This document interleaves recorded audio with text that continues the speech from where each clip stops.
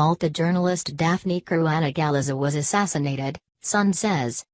The son of Daphne Caruana Galizia, the investigative journalist who was killed in an apparent car bombing Monday in Malta, says his mother was assassinated because of her work uncovering corruption. In a post on Facebook on Tuesday, Matthew Caruana Galizia described how he ran toward his mother's car after hearing the explosion outside their home, only to see my mother's body parts all around me. He said that she had been targeted and added that a culture of impunity has been allowed to flourish by the government in Malta.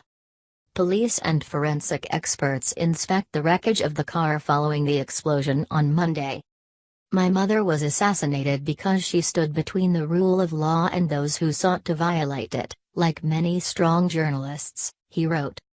But she was also targeted because she was the only person doing so. This is what happens when the institutions of the state are incapacitated. The last person left standing is often a journalist. Which makes her the first person left dead. Caruana Galizia, who had led the investigation into the Panama Papers and alleged corruption within political circles in Malta, was killed Monday after her car exploded soon after she left her home in Bidnija, close to the town of Musta.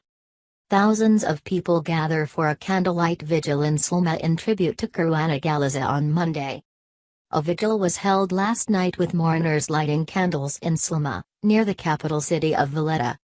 Her popular blog, Running Commentary, was one of the most influential within Maltese politics. It was a leading factor prompting Prime Minister Joseph Muscat to call early elections 4 months ago after she alleged that he and his wife were linked to the Panama Papers scandal. The couple denied allegations that they had used secret offshore bank accounts to hide payments from the ruling family of Azerbaijan.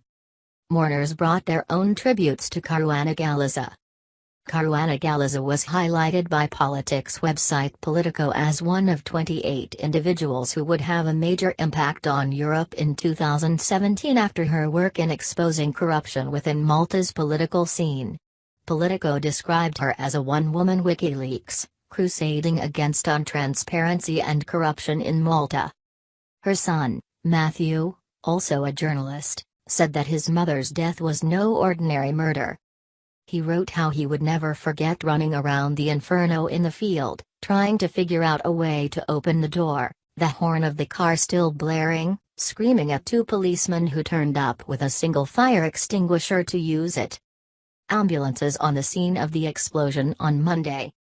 In her blog, the 53-year-old journalist regularly reported on allegations of corruption across the country's political sphere.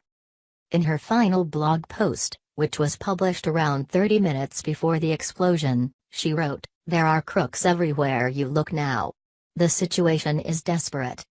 In a statement issued in the aftermath of the explosion, Muscat called the incident barbaric and said it goes against civilization and dignity. "I condemn, without reservations, this barbaric attack on a person and on the freedom of expression in our country," he said in a statement. "Everyone is aware that Miss Caruana Galizia was one of my harshest critics, politically and personally, as she was for others, too. However, I can never use, in any way, this fact to justify, in any possible way, this barbaric act that goes against civilization and all dignity." But Muscat's statement has not reassured Caruana Galizia's son. He said that Malta had become a mafia state, where you will be blown to pieces for exercising your basic freedoms, only for the people who are supposed to have protected you to instead be celebrating it. He added, "If the institutions were already working, there would be no assassination to investigate, and my brothers and I would still have a mother."